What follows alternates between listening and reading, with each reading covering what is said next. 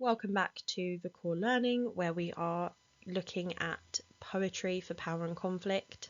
This is the second video in this series. The first video is on poppies and kamikaze, so have a look back and go through that video first so that you are familiar with all of the poems as we go through, and this should be everything you need for your exam.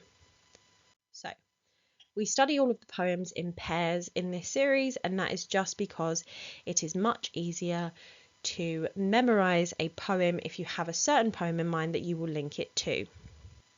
Now, that does not mean that you can only link that poem to the poem that I'm pairing it with. I just think these are some of the easiest poems to link together.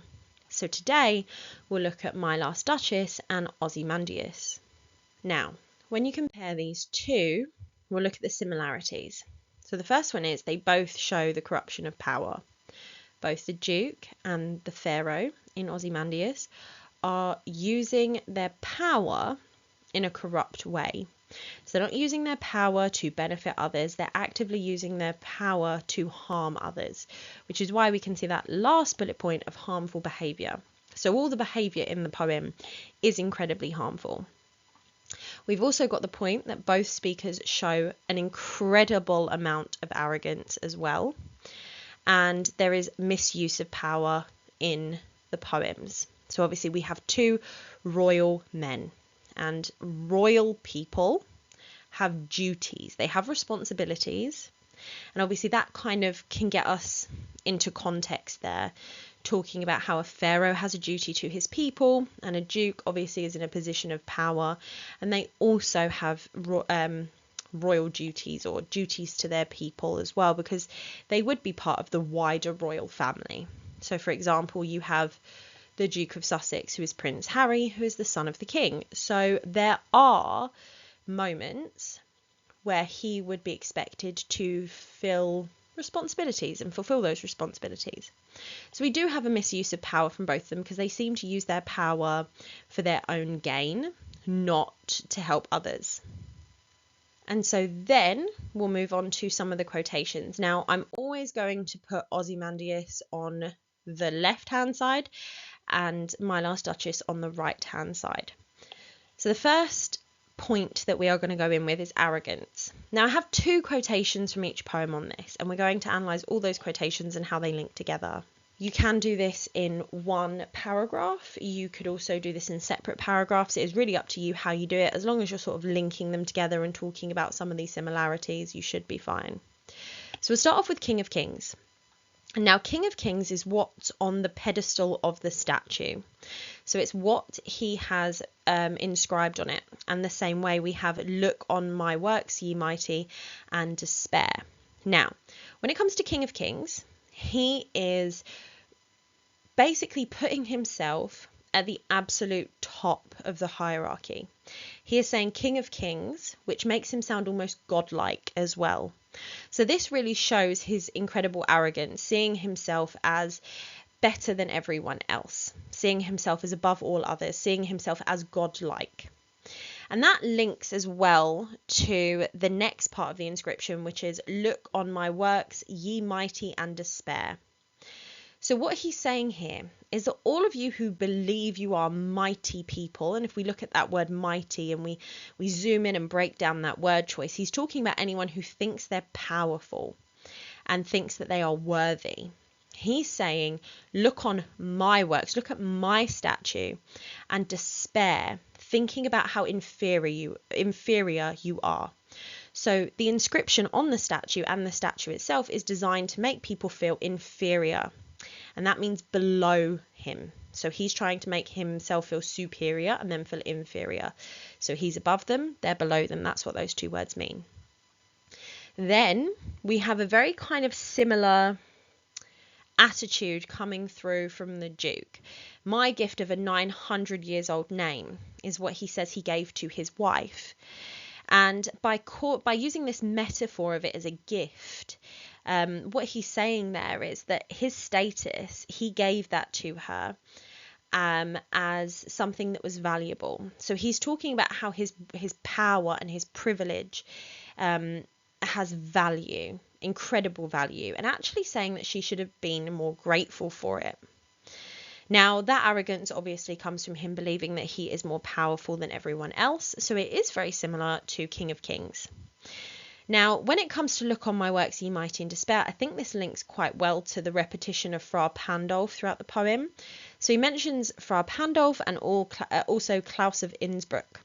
So he's mentioning people and artists specifically. So you've got the statue, which was made by Klaus of Innsbruck, and then you've got the repetition of Fra Pandolf about when he keeps talking about Fra Pandolf was the one who painted this painting. So it's name dropping there. Now, this repetition is used in the poem to show that he is trying to emphasize his status when it comes to sort of talking to other people. He likes to emphasize that status. And again, that's what the inscription is doing in Ozymandias. He's emphasizing his status. So then we move on to control. So they both have control over others, and I want to bring this down to two quotations that actually both use the word command. Now, in talking about commands, they're showing how they have power over others. So in Ozymandias, he has a sneer of cold command. We could zoom in on that adjective cold, and we could talk about how it shows he is unfeeling and uncaring towards the people that he has a duty to, the people who are his subjects, because he is their king. We've also got the word sneer that we could zoom in on as well. So when you sneer at something, you're showing an almost disgust for it. So the fact that he chose to have that facial expression on his statue shows that his statue is not there to make others feel good. His statue is there to look down on other people and again make them feel inferior. So he wants to have control over his subjects. Then we have the phrase from My Last Duchess, I gave commands. Those commands were to kill his wife. So when he says I gave commands, it means that he is using other people to do the work for him, to murder his wife, because that is obviously what we know that he has done. And when you're linking this poem to context as well, you want to link to that the fact that this was a true story. This was based on a true story where the Duke was under suspicion of doing this to his wife because he saw her as a flirt, possibly a cheat. And so again, sorry about that. So again, he is talking about using other people who are inferior to him to do things for him. So they both use others in that sense, in that way. Now, my next slide is not quotations, because you don't actually need just quotations. You can zoom in on textual references. There's nothing in the mark scheme that says you definitely need quotations. So we can zoom in on the metaphor that is presented in the objects in the poem. And that's why I like to link these two together mostly. It's because they are both about objects, and the poems are all central and based around these objects. So in Ozymandias, the statue and use of direct address on the statue symbolizes that power and control. So the statue itself becomes an extended metaphor, and an extended metaphor goes all the way through a poem. So yes, so an extended metaphor goes throughout an entire poem, which means that it is something that is present from the start to the end, and it could be something like, a relationship being like a tree, for example. It would go all the way through. In this case, the statue is an extended metaphor for power. So it was built at the height of his power. It was built to make other people inferior, but ultimately, at the end of the poem, it's fallen apart, it's degraded, it's decayed, and ultimately at the end of the poem, there is almost nothing left. So it does show how power isn't immortal, it isn't eternal, it degrades over time. So we kind of question whether the pharaoh was ever powerful at all. And then when we link that to the painting, there is that link as well, because the Duke thinks that having control over the painting means that he has power and control, but actually he doesn't. He couldn't control his wife when she was alive. So just because she's now gone and he has this painting of her, it doesn't mean he's got real control over her. Actually, he was powerless when she was alive. And this is kind of a really sort of pathetic attempt to have that control over her now she's gone. So you can see there how both of them, in these sort of extended metaphors for their power and control, actually are kind of proving they don't have any power and control. Now, the painting itself, the reason that it shows that the Duke wants control over her, and again, you don't need a quotation for this, you can just say it's because he wants to be the only one to pull the curtain that reveals the painting. And he actually says this to the person that he's speaking to. He says, I'm the only one who pulls this curtain back. And that's really interesting because, again, it kind of symbolizes how he wishes he was the only one that his wife paid that attention to. So she didn't do that when she was alive, but now he's the only one who gets to choose who looks at her. He's the only one who has that power over who she's looking at as well. So he thinks that he now has this power by getting other people to take her out.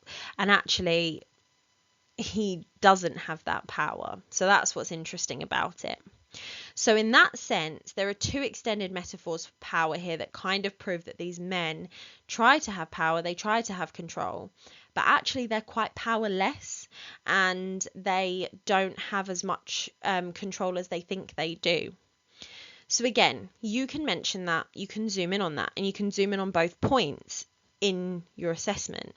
You can also zoom in on the quotations, but actually in getting these sort of 6 points down and 6 points of very clear comparison, you pretty much have an entire essay done from just remembering those 4 quotations, or it's actually 6 quotations in the end, and these 2 textual references as well.